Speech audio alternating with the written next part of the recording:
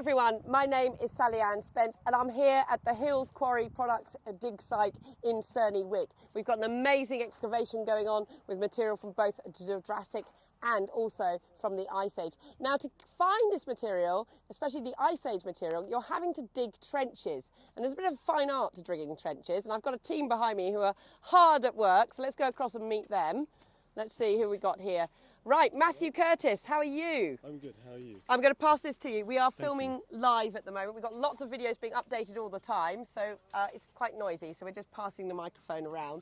So Matthew, can you tell us what's going on here? So currently we have just put in a step, or are putting in a step, after digging our trench down. This is for health and safety reasons, to make it easier to get out of the trench. So we've just chased the gravel layer down, which is right on that far side. You can see the nodules in the lower left and at the top. We've just chased that down, following this clay all the way there, keeping it nice and clean.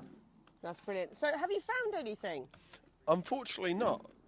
We found some interesting stuff that I'll let other people talk about. But unfortunately, no big tusks, nothing like we saw in the trench over there, right, about 2 yards away. Yeah, the trench next door, they actually found a lovely big mammoth tusk. But that surely drives you forward to find something, because this is a 3-week dig. So we have a 3-week dig on. We're at the end of the first week. How long have you been here, Matthew? I've been here the full week. The full week. So any time now, you're going to make that big find. I'm going to pass over here to Hamish. Hamish, I'm going to get you to introduce yourself as well, because you're an archaeologist on this paleontological dig, but you're quite used to going on digs and not finding anything, are you? Or not for a little while? Let's pass that over to you. Well, you don't always find things, and in a way, sometimes it sort of holds you up a bit if you do find something really interesting. But here we're working down, getting deeper, and it might be actually that really interesting things are a bit deeper than they are in the trench next door. Absolutely, absolutely. And are you enjoying it? Because this is a real experience in many respects. Have you been on a paleontological dig before? I think I've been back about as far as Neolithic before, so... Right, okay. We're a few 100,000 years off. Are you enjoying it? Absolutely. Are you finding it very different to an archaeological dig? Or is there's many overlaps, isn't there? There's many overlaps, and I've worked on excavations in various different places and bits and pieces of field work, and actually there is quite a lot of variation in people's methods. And everybody on this dig has to muck in, okay? And Hamish this morning was an absolute star. He was going around the tent. But most importantly, I can't thank you enough for filling up the urn of hot water so I can have my coffee this morning, Hamish. Exactly. You're absolutely amazingly doing that. So it is all about teamwork. And that's what's happening on this dig here as well. You all have your roles within this trench, don't you? Yeah. And keeping that whole team going. So talking about the team, who else have we got? We have got Josh Gunn. Hello, Josh. Pass it over to you. Josh, you were here last year. Yeah, I was. I was here for a week. Thank you, Hamish. Unfortunately, last year I didn't have much luck finding anything, but we've had a blessing from Neville Hollingworth himself that there will be a tusk down here. Ooh. So it's a matter of just keeping at it, keep digging. We're at the gravel layer now. We found it, what looks like perhaps the bank of a river. We've got some septarian nodules down there, which normally you'll find bones associated with, because as they're flowing down the river, they'll hit against the bank and be wedged against these big nodules. So, got a good feeling we'll find something eventually. It's just a matter of, keep digging. I really hope you do, Josh, because as you said, you were here last year. How long have you been here so far? I got here on Thursday. Today is my 3rd day digging. So, this might be it then. Yeah, third time's a charm. Yeah. And Hamish, have you found anything? We didn't ask you whether you found anything so far on the dig. I found a few bits of twigs, a few bits of fossil, and... So you're reasonably happy at the moment you found something. I mean, it's all part of the dig and taking part. It's all part of the excavation. It's really fantastic seeing all the tusks and other bones coming out. Yeah, it is. It's amazing. And everybody's having toes and everything else. Have you actually had time to go and go on anything else that's going on around the site? I've got about 8 or 9 days on the excavation, split up into 3 different periods, so... I thought, first 3 days, crack on in Trench 1 and Trench 3. Brilliant. Well, this is it. In the same area, and it might well be that last thing today we find something really good, and when I come back again on Thursday or Friday, it's all excavated and gone. No, And I'll see it up in conservation. Yeah, I was going to say, at least you'll be reunited with it. No, Yeah. you're going to find something. We will come back. We are constantly uploading these videos, and we will come back. I'm sure we'll be back having a look at what you've found. Now, where's Sahil? Hello, Sahil. How are you? Hello. Hi, There we how are. you doing?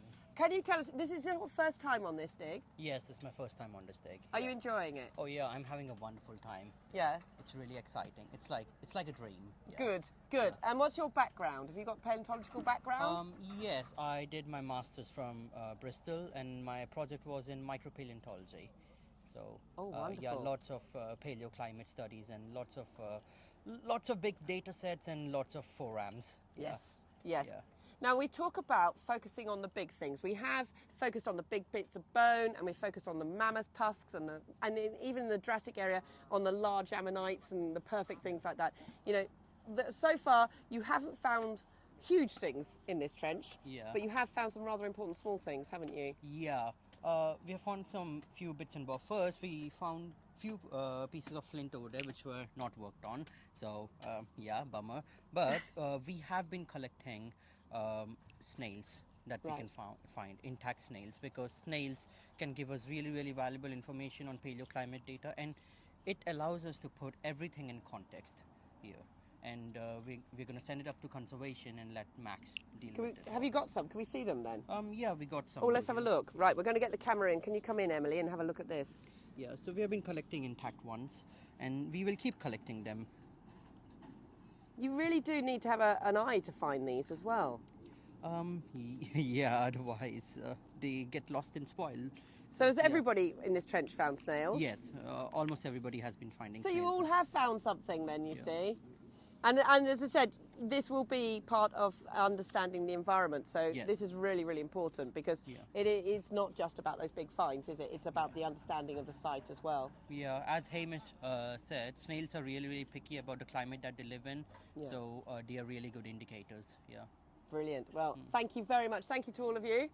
I'm going to let you get on and find the next thing. We haven't found any hand axes this year yet. So last year we did find 4 hand axes, Neanderthal hand axes, and that was amazing. You never know, because they were found out of context with all the other finds. They were literally individual things on their own. So this might be the trench that delivers one of those. You never know. This is the excitement. I think it's fair to say the excitement of the dig too, isn't it? Yeah, the excitement keeps us going. And trusting the process. Absolutely. And you can see as well the trenches. So you've dug. Who should we ask about the sides of the trenches? Because the trench is beautifully dug out here. I think that's you, isn't it, Matthew? Hamish. Matthew, who's going to talk about that? Here we are. We'll give it to you, Hamish. Tell us, because this is a beautifully dug trench. Well, you've got to keep all your sections nice and straight. Why is that so important that it's done like this? You can clean up the sides, and you can clearly see the different layers that show up, and it keeps it nice and tidy. And it puts everything in context, doesn't it? Everything in context, and at some point we might just want to draw the side so we can see the shape of all the different contexts and how the gravel comes down and different layers in the clay. Well, it's a perfect trench, may I say. So good luck. I'm somewhat of a perfectionist, and we could improve on it, but at this stage, it doesn't want to be too tidy. But yeah, well, I think that's absolutely brilliant. It really is. And then the spoil from a lot of these trenches is also going through the sieves. So please look at our videos, because we've got videos where we show that in motion as well. So keep watching these videos. They are live, updated all the time, and the hashtag is TuskForce.